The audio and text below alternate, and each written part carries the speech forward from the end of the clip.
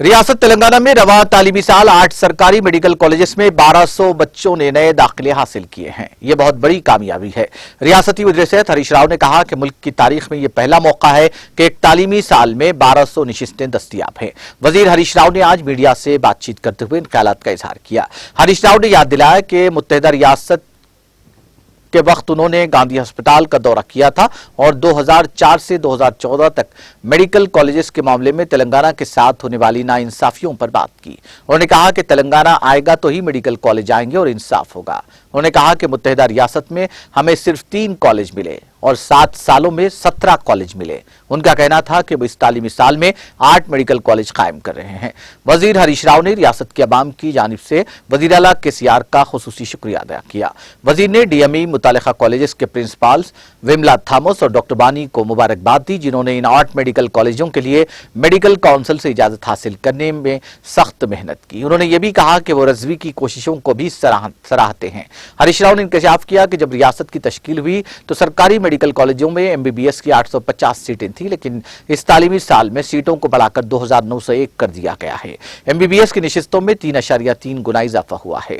वजीर हरीश राव ने कहा कि यह एक तारीखी फतेह है। इसके साथ तेलंगाना के तलबा को मेडिकल की तालीम के लिए यूक्रेन, चीन और फिलिपाइन जैसे ममालिक जाने की जरूरत नहीं है। हरीश राव ने कहा कि मुत्तहिदा रियासत में तेलंगाना के साथ इम्तियाजी सुलूक था। इस तालीमी साल में सरकारी और निजी मेडिकल कॉलेजों में एमबीबीएस की 6540 नशिस्तें दस्तयाब हैं। उन्होंने याद दिलाया कि 2014 में पब्लिक प्राइवेट सेक्टर में एमबीबीएस की सिर्फ 2600 सीटें थी।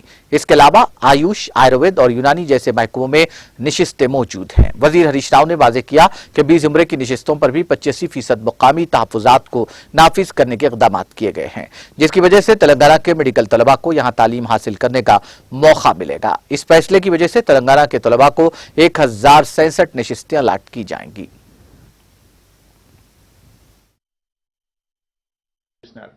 వైద్య విద్యను ప్రారంభించడంలో ఒక నిర్లక్ష్యాన్ని వహించారు.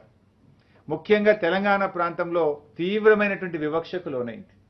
దీన్ని గమనించిన గౌరవ ముఖ్యమంత్రి కేసీఆర్ గారు ప్రతి జిల్లాకు ఒక ప్రభుత్వ మెడికల్ కాలేజ్, 33 జిల్లాలకు 33 ప్రభుత్వ మెడికల్ కాలేజీలను మంజూరు చేయాలని చెప్పి ముఖ్యమంత్రి కేసీఆర్ గారు నిర్ణయం తీసుకోవడం, ఆ ప్రాసెస్ లో ఇప్పుడు మెడికల్ కాలేజీల సంఖ్య ప్రభుత్వ రంగంలో 17కు చేరుకున్నది.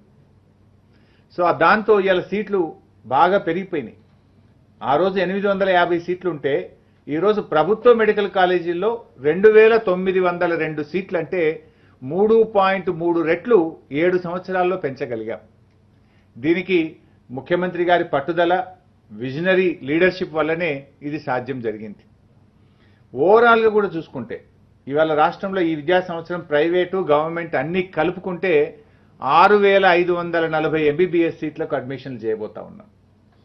అప్పుడు 2014లో చూస్తే బోత్ గవర్నమెంట్ అండ్ ప్రైవేట్ ఆ రోజు 2600 సీట్లుంటే ఈ రోజు 6540 సీట్లు యొక్క ఎంబీబీఎస్ లోనే ఉన్నాయి.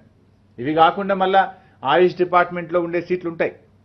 న్యాచురోపతి గాని, హోమియోపతి గాని, యునానీ గాని, మరి ఆయుర్వేద గాని అవన్నీ కూడా మళ్ళీ ఉంటాయి. బి ఫార్మసీ గాని. మొత్తం ఎంబీబీఎస్ సీట్ల సంఖ్యనే మన రాష్ట్రంలో 2600 నుంచి 6540 సీట్లకు పెంచుకోవడం జరిగింది, ప్రభుత్వ మరియు ప్రైవేట్ కలిపి. మీరు ఈ రకంగా